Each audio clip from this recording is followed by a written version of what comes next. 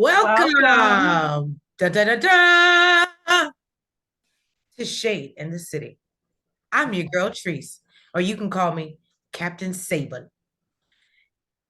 I don't know how I do this. I don't know how. I don't know how I do this. It's Nels. I ain't saving And we are nobody. here I ain't to. nobody's advocate. She is nobody's advocate. Oh, where are my horns when you need it? I will not be advocating for her. Anyway, we are getting into Ready to Love, Season 7, Episode 4, Advocate Sue, or Captain Saban. So, if you have not already, please make sure that you hit that like button. And that subscribe button. And let's get into it. Off. And may the force be with you. I told her she need a fan. She need a fan And to blow let's today. get shady. I had a nap before I recorded today. I got a lot of energy.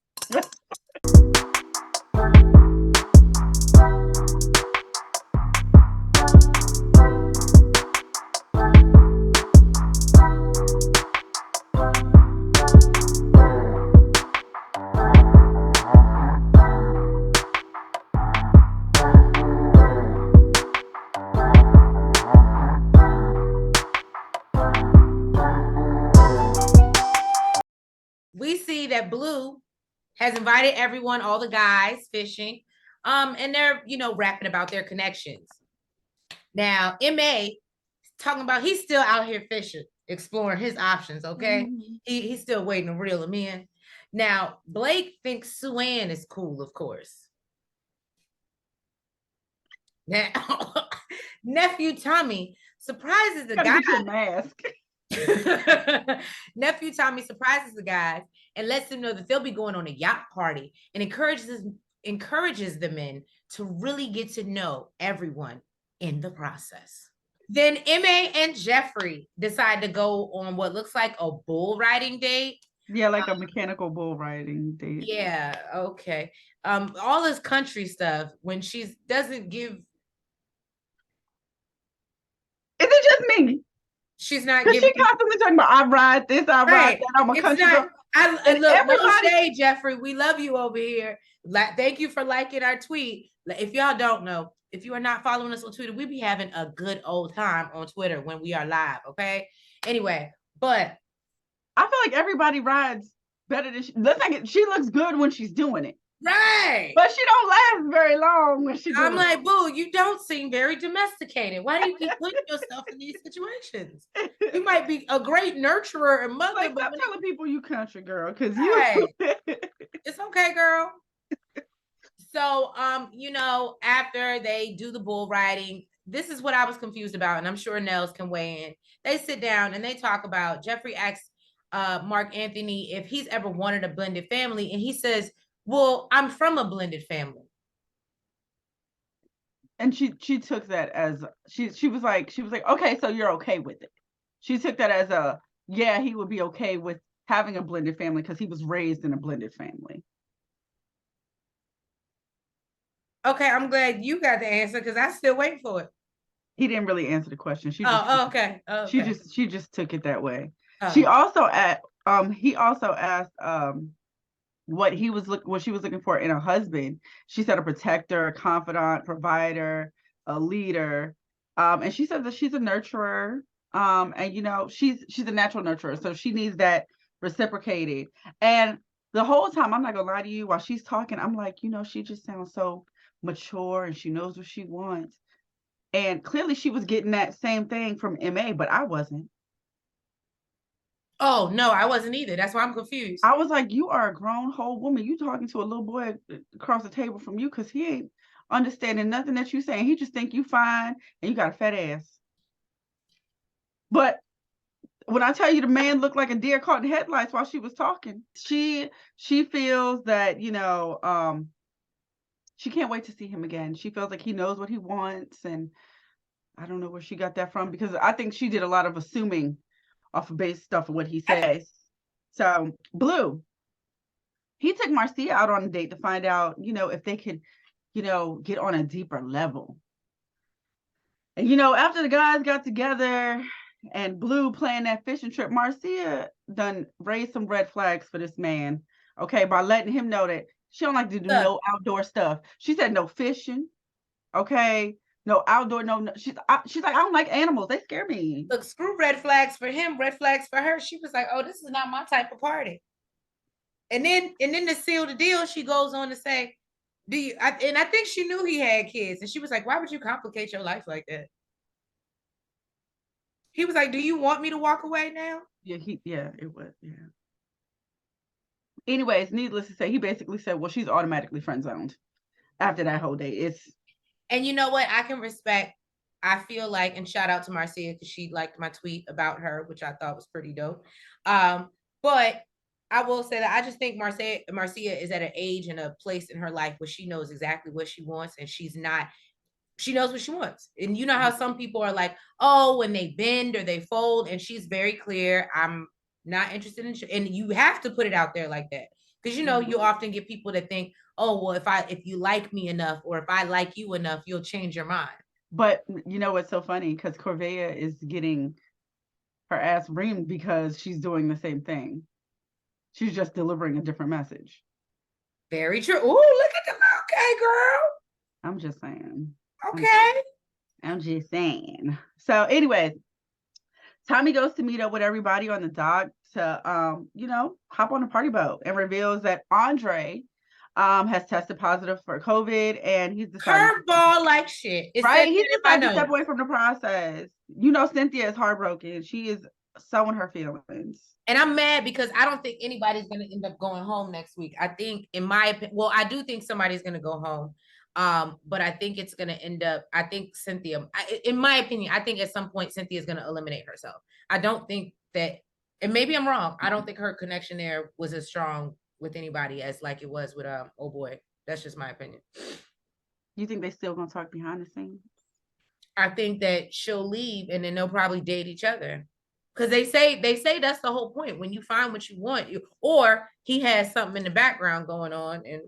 But I don't believe, because of, especially now when you have to quarantine less than you did before, and he could have did his 5 days and been done or whatever. But I mean, now don't get me wrong, it does hurt you in the process. I was gonna say, I understand where you're coming from, and I know last season they had that Looney, but I think hers was in the very beginning. Right. Now, this one they're a little bit further in, and I mean, I don't know how long the actual process is. I know how long we watch it for, but I don't know how long the actual process is. So I would think like maybe he just somebody said they film all this in like 2 to 3 weeks. So imagine if you have to step away for 5 days. 5 days, you know what I mean? That makes a difference. It's like I missed a whole week basically. That's you know true. What I'm saying? So anyways, he also reminds the group that, it's the guy's time to make the decision. So he's like, you get on this boat, it's time to, you're going to be in an intimate setting, no distractions. And basically you're going to figure out what lady is we sending off solo into the sunset. Okay. Now, I don't know about y'all, but I forgot all about Anthony. I did too. I forgot all about it. Look, I was waiting for you to say something. And look, clearly you did. Yes, you did too. He came out of the woodwork. Okay. And he trying to push up on Cynthia. He like, you know what? He was like, let me make my move. Basically, he like, since homeboy gone, look. And that's basically what he said. He's like, I didn't, get a chance to really, connect with you. And, now he feel like it's okay. Actually, you know what? I take back what I said, because you're right.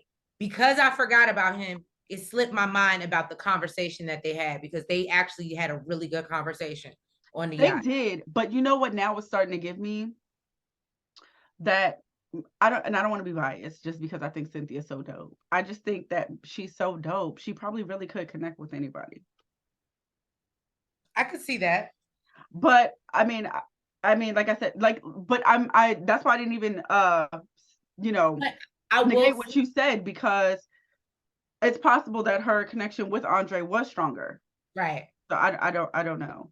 But basically they share the same sentiments when it comes to children. Right. She's impressed with how he handles conversation and the way he thinks and how he knows what he wants. And she feels that he's a male version of her. Now, she says the type of relationship she wants is one where he wakes up every day and chooses her. Now that was sweet. I was like, yes. Cynthia just shit. Okay, I don't give a damn what nobody say. And Anthony, he seems impressed too. He feels like he's learned a lot about her. She has a lot to offer, and they want the same things.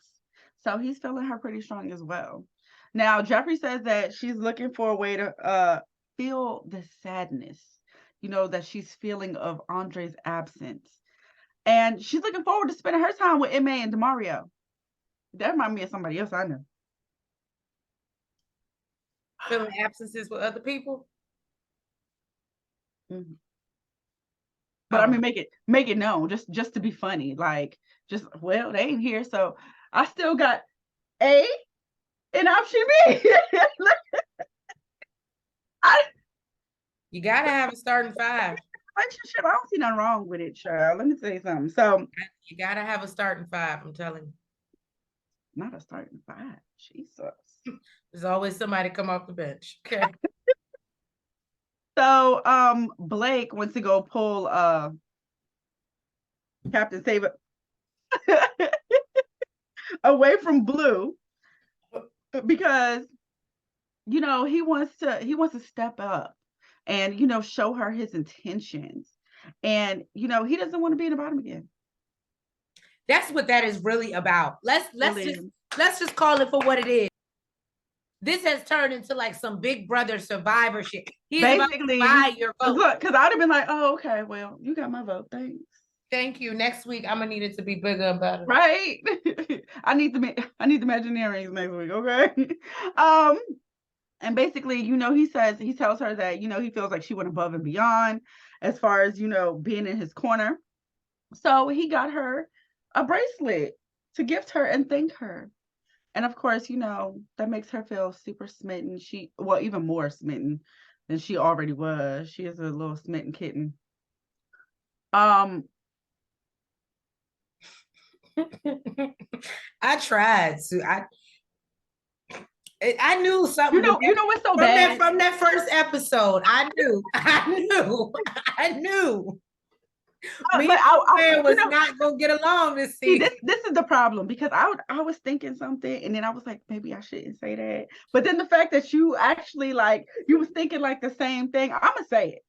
Okay. Now, Treese kind of missed Sue-Ann in the first episode.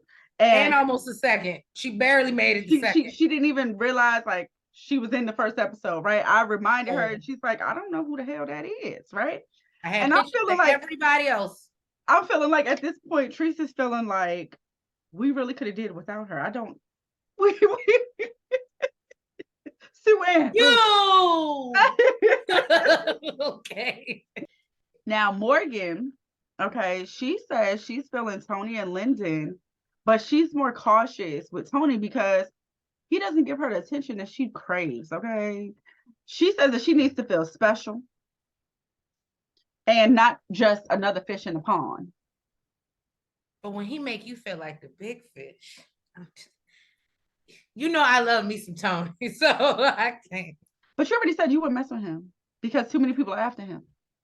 So you giving Morgan. Don't do that. You don't want to be the big fish. You want to be the only fish.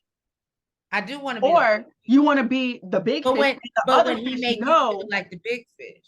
Okay, listen, in this process, there's nothing wrong with being the big fish and there being other fish, as long as the other fish know that you are the big fish. And you are not just the only one thinking. You're just thinking you're the big fish. That's true. And we know that that's not the case. Well, he does get around. So she tells him, the problem is everybody want her baby. And, he telling them that he want them too. She's like, look, sir, you give off very smooth and very flirtatious.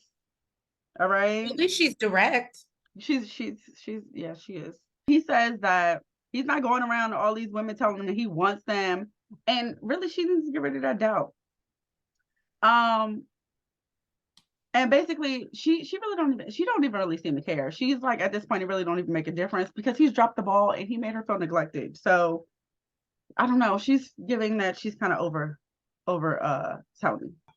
Then Corvea, I believe, comes upon a gift left from Tommy. Mm-hmm. And they ask, it's full of questions. It was, who do you think is the best kisser? Oh. And Corvea says, Demario. And then he does this little weird little tongue trick, and she's like, like, what that, sir. So then MA had to give a foot rub to the person he had the strongest connection with. And he decides, I'm gonna give it to two people. Now, I felt like that was smart, and it wasn't. I would have been off of him after that foot rub because it was not giving what it needed to give. I could tell that. He didn't even take nobody's sandal off, no nothing. So Jeffri was one of the people that he gave a foot rub to, and she was like, yeah, maybe because we was on the boat, I feel like it'll be better, once we're grounded, we're on, level ground. And Mercedes is the other person. She's like, I'd rather have my toes sucked. But I'm not a foot girl. I don't do toes. Morgan was asked who she believes are the three sexiest people. Oh, that was now. Didn't get that either. She said Lyndon. Shocker. Then she said Marcy and her damn self. You know who was over there, sour face? Tony. Yeah, he was feeling some type of way. Like, yeah, he was what feeling about some type me? of way. And the fact he was like, oh, and she said the only dude on here that was sexy was Lyndon, but she's not feeling you no more. Thought I was feeling you? No, Morgan's not. She's not. Jeffri had to ask her strongest connection for a kiss. And she said it was MA. And the look on Demario's poor little face. And okay. Mercedes. And Mercedes. Can't forget Mercedes. I feel like they didn't really show her. Did they show her? They did show her. I mean, she didn't throw as much of a fit. Yeah. Or at least they didn't show that much of her face, but they did cut to her and she wasn't happy. But Demario was really in his feelings. Demario said that he was instantly turned off. Okay. So apparently after that little game, he has decided he is on to the next and says that his next biggest connection is Corvea. So that's where the hell he went, ended up, was with Corvea. She asked him how he feels about someone he has a connection with talking to other men. He basically says that if his person is with him, they with him. And she tells him that she loves that, he holds himself to a high regard. And if he has a connection with someone, he focuses on that connection and it's super sexy and attractive to her. So they both discuss, how it's great. Giving let's save each other so we can make it to the end. Lyndon and Morgan are off to the side while he's whispering sweet nothings in her ear. After, she showed you thought I was feeling you? Basically. So Blake now, he wants to take a short walk on the upper deck. Okay. He done pulled, I was about to mistakenly call her. Jeffri. It's not her name. He pulled Jeffri up and he said, let's have a conversation. You know what I'm saying? So she was like, clearly uncomfortable. She did not want to go. She like, I'm my comfort zone. She was like, we can't have a conversation down here. And like, he's why we gotta go up there? He's like, nah, we gotta go talk upstairs. So he get a walkie-talkie, nigga. You talk to your damn self. Right. So Blake wants to give her an opportunity to tell him what she said.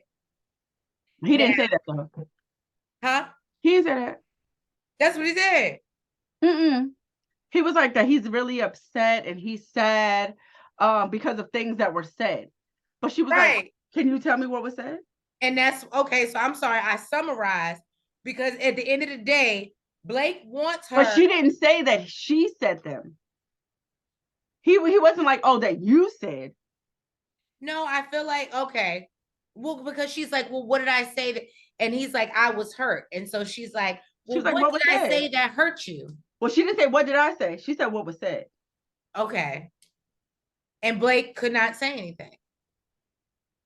He was at a loss for words. Let me tell you something. Jeffri knew, but I love the way she played it. She like, what? She was like, you want me to figure out what's wrong with you? You over here got me playing the guessing game? Can I just tell you, Jeffri, if I can tell you how many times I heard that from a man, I got to use that. I am not about to figure out what's wrong with you. I cannot read your mind. Read your mind. So basically Blake has nothing to say, and Jeffrey's like, why are you talking to me right now? Why? You know what? I think he took it disrespectful, but I think what she was trying to say is like, why are we having this conversation? If you're not going to tell me, and what's wrong with you, and I can't guess what it is, or I'm not willing to guess what it is, why did you pull me up here to have this conversation? He's like, you know what? You're right. He was acting like a straight. Okay. He was like, we're just gonna agree to leave it alone. Yeah, sir, you should have took me away from my dude that was downstairs that you saw me all cuddled up with, taken with, to go up here and talk about nothing. Well, Blake realizes that she is not one to be played with, and she basically believes that he's a narcissist. So then Jonique, that's my boo. She has a moment with Tony. She gets emotional. And, about wanting a serious connection with someone, and not being able to find that and just wanting somebody to like be serious with her. And I felt it was so genuine in that moment. One, because I feel she's genuine, but having lived in Miami, genuinely understanding how that feels. So I really love this. And and apparently Tony was feeling it as well. But you know what? I thought he was because he said he was, but then I felt some type of way because right after he was like, oh, you got me feeling mushy inside, and oh, I need some fresh air. Bye. I don't know. It made me feel some type of way. I hear you, but I guess because I felt like she was being genuine and she was opening up, and he was trying to receive it, but I don't feel like he was like genuine. Like he was just like, yeah, you got me feeling mushy and da da da da, and then deuces. It wasn't like the only reason I would feel differently is because of what's said later when they go to deliberate. That's the only reason I would challenge. He did bring it up, but I don't know.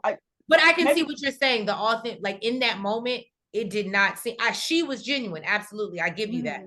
But yeah, it didn't seem like. It wasn't like it was. Maybe I'm comparing it to Andre and Cynthia's moment where she opened up and she had her moment and he was really, really there for her. Yeah. Right. He didn't need to say you're making me feel mushy. He didn't need to say any of you've seen it. He was in the moment with her. Yeah. I wasn't feeling that from Tony. And then also I think all the stuff that Morgan was saying earlier, I don't know. It's got me feeling some type of way about him. Now, Jeffri goes to confront DeMario and Captain Save a Ninja. Okay. Suan says, well, I think that you misinterpreted what Blake said to you. Because he told me. He never tell you that he wanted you and only you. Because you thought he was going to tell you the truth and he's sitting here in the bottom.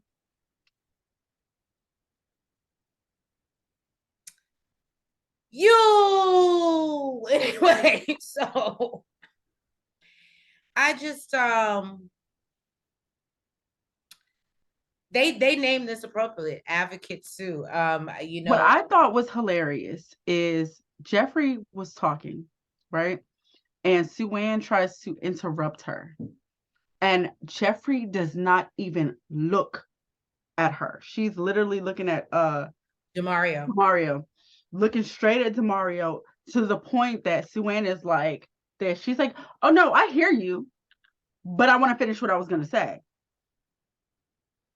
And then gave her the floor to speak. Oh. And Suan says something like, oh, well, I just wanted to talk about your communication style. Jeffri's like, well, I'm not breaking it down for you. I'm not dating you. Ma'am. Ma'am.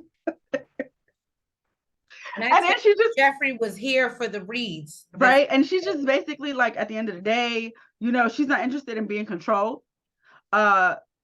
She don't want to be with a narcissist. She just doesn't want a controlling man questioning who she like, what's she doing, where she get like, And basically she says that Blake is consistently in the bottom and he's searching for a life raft. And that person he found one. Then we get to the men have decided that they're going to discuss who, who they're feeling, who's in their They're having time. a deliberation, yeah. Yeah. And we hear Cynthia, Susu, Morgan, Jeffri, Corvea, Marcia, and Jonique is who they all like. But then they're also not feeling Marcia because she's giving friend vibes. Of course, we know Blake with his ass said Jeffri. As well as some of the other men. May is getting friend vibes from Jonique. Isn't that terrible? What? All it took was that. I mean, I'm not gonna say all it took, but all it really took, because I feel like that's why their opinion changed so quickly. All it took was them to see another man kissing another dude in front of them for her to be at the bottom.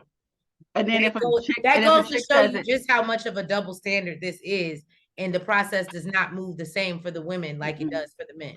And of course, if a woman says it, oh, it's part of the process. I'm right. Just moving in the process. May says that he's getting friend vibes from Jonique. A couple of the other guys said Corvea because they feel like, they're like the vibe, but they're hearing about her and not her. Now Tommy reminds them that they have a chance to give one of the ladies a second chance lifeline. I don't know why he did that, but it's a one and done deal. Now they're discussing whether it should be between Marcia, Corvea, and Tony brings up also Jeffri. Let me tell you something. This discussion got a little heated, okay, over this lifeline thing. I really don't even understand really how it worked. It's not making no sense to me because I feel like if everybody has to agree on it, that's kind of how you get rid of somebody anyway, and how you keep people. Y'all all have to agree on it. Somebody break it down in the comments if y'all understand it, because I just feel like if we the second chance, and if you haven't already, please make sure you like the video and you subscribe, of course. Right. But if we've decided who is going home and who's not, can we? Well, I guess they all have to come to an agreement, right? So I guess what is it like if they all agree? You know what? We're gonna save this person. My thing is they're not all ever going to agree though. Who goes home? That's why I guess that's why it's not making any sense to me. That's what I think what's happening. DeMario now I think DeMario was the most upset because Corvea. It sounded to me that Corvea and Jeffri are both on the chopping block, and that's his top two. Jeffri and Corvea. So if you eliminate, you're eliminating two, whereas Mark Anthony is trying to be like, well, maybe somebody will come up in the future. Maybe somebody will, like you'll. Well, no, he's saying basically, like I was saying, you can have a connection with someone now, and later on it can change. Why I think possibly this thing could make sense is because they have 3 people in the bottom this episode versus 2. But then why couldn't you guys just decide on I don't know. Because it's whatever. 5 guys and it's 5, so I think they're trying. I don't know. But anyways, drop down in the comments, like she said, help us figure it out because we don't understand the second chance lifeline. Break it down like we kindergartners, because it sounds like some nonsense, honestly.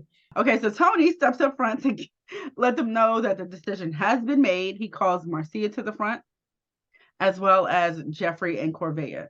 He lets Marcia know that the guys feel that, she's giving friend vibes, and the guys believe that there's a shell covering Jeffri, and Corvea has a tendency to speak before thinking, and she kind of needs to tone it down some. And they kind of leave the episode off at that. So I don't know. It's making me feel like nobody's going home. Well, I just want to tell y'all, because I keep my ear to the streets. I actually just went on an IG, and apparently Morgan is complaining about OWN TV for manipulating scenes, which we have not. This is not the first time we've heard this from cast members. So as I said to what we talked about earlier, we all know the way we see it probably is not everything that happened. How it goes down. Right. So I'm going to go back and listen to that. And I'll tell y'all more about it next review. Well, thank you so much for sticking it through. Sticking it with us, and we appreciate it. If you have not already, please make sure that you have hit that like button. You comment. You subscribe. And hit the notification bell. And make sure that you are following us on all platforms, IG, Twitter, Facebook, TikTok. And y'all, just make sure you wear your cape. You wear your cape as you move throughout life. And thank you to my 4-year-old. Some people need to be just sending her a bunch of capes in her damn right. PO box or something. Thank you to my 4-year-old for allowing me to use this as a prop. But we appreciate y'all. And like I said, drop down in the comments. Let us know what you think. Who should be going home? This whole lifeline situation. And y'all, we will catch y'all next week for another review of Ready to Love. Have a good night. Good night. Bye-bye.